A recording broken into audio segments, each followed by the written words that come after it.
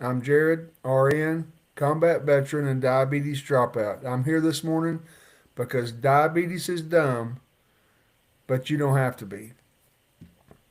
I get this question a lot about, can I eat sourdough? Can I eat whole wheat? What about this bread? What about, the keto bread? Or um, when I was doing my research the other day, I want to come across this study about the Weizmann Institute did this study on bread, and they were talking about primarily whiter wheat because really a lot of people are told and think, and it's kind of common understanding that what wheat bread is much better than white bread. So they put this to the test, and as they're looking at it, uh, the bottom line was they wanted to talk about the gut. So the gut was what could make a difference in people. Where some people spiked a little bit, some people spiked a lot, and it wasn't really the glycemic index. The glycemic index was similar for both of them, but how their blood sugar responded was mainly not whether it was wheat or white bread. They performed about the same, but the blood sugar spikes were greater in some people than they were in others um, with the exact same product. So they took 800 people, and like I said, they gave them the exact same piece of white bread, 50 grams of carbs, same timing, same amount of calories, but the people's blood sugar did completely different things. 10% of the people at the bottom of those didn't really move at all.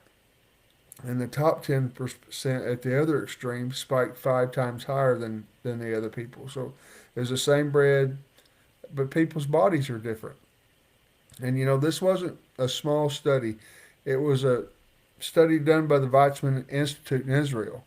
It was published in Cell. That's one of the most respected scientific journals in the world in 2015. So it's on the internet. You can pull it up. You can look at it. It's not hard to read, but what it showed, you know, changes how people think about food, or should change how people think about food. Again, this is not medical advice. We're here to have a conversation this morning. So what did the scientists do with this? So they took continuous glucose monitors and put them on 800 people, adults, and they watched them for a week. These weren't diabetic people, just regular people, uh, people without diabetes, and they fed every one of them the same standardized diets, same white bread, same portion, 4 times each day. The responses, like we talked about earlier, bottom 10%, top 10%, were all over the place. So here's what is the most important thing to come out of the study really is, the glycemic index of white bread is around 71.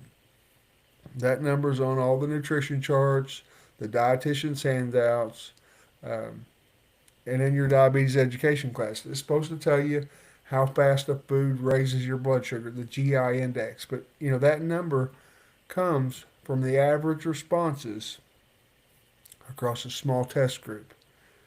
It tells you a little bit about the food, but it doesn't tell you anything about you because your response to that bread, not telling you to eat bread, depends on your gut microbiome. So it also depends on how well you slept the night before, what you ate for your last meal, how much you moved that day. So two people with the same fasting glucose, same age, same body weight can have completely different spikes. And that's what this research showed. So you're like, okay, Jared, why do I care? A lot of people are doing everything they were told.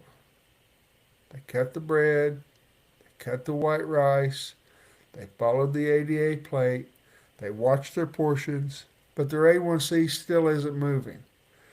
This is probably part of why. You weren't given a personal prescription.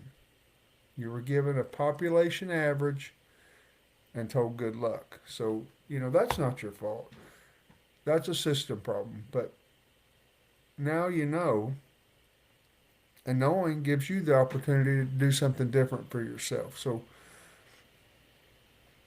the good news too about this Wiseman Institute study, it's something that's become reachable for most people. If you set it as a priority, you can test yourself right now without a doctor's order.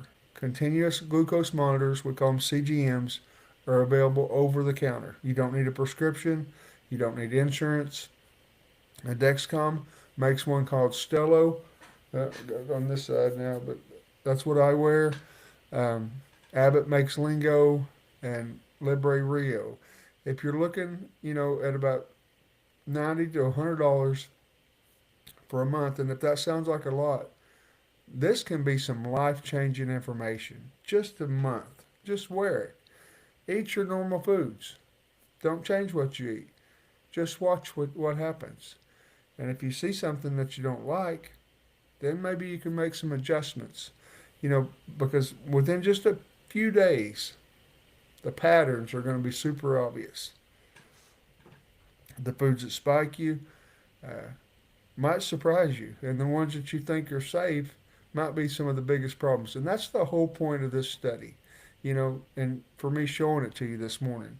You're not a population average, you're a person, and your metabolism is individual. So if you're watching this and you're done guessing, done trying things that work for other people that not for you, that's what a strategy calls for. Not trying to sell you a CGM, encourage you to get one. And if you're curious about how to get one or what the best way is, let's have a conversation. Jump on the comments and let's talk about it. So when we do a strategy call, if you want to jump on one with me, we look at what's actually driving your numbers, not the averages of other people, your situation. So the links in the comments, on our Facebook posts, and in our YouTube videos.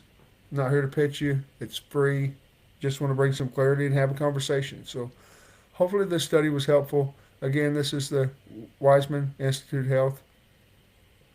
You can see it for yourself. But there's some really good information in here.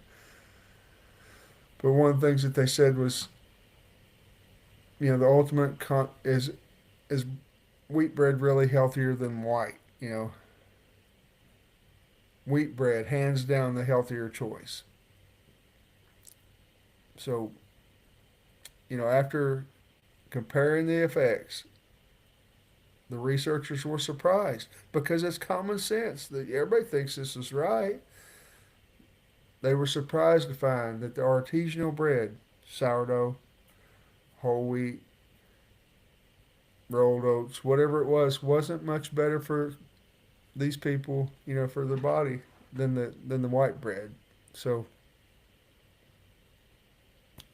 you can see the study itself. It's pretty simple language, pretty interesting. So if you're wondering about what bread to eat, or you're wondering about other things that may spike your blood sugar, you might think about a CGM. So anyway, appreciate you guys jumping on here. I'll see you at 5:45 in the morning as always, because diabetes is dumb, but you don't have to be. I'll see you there.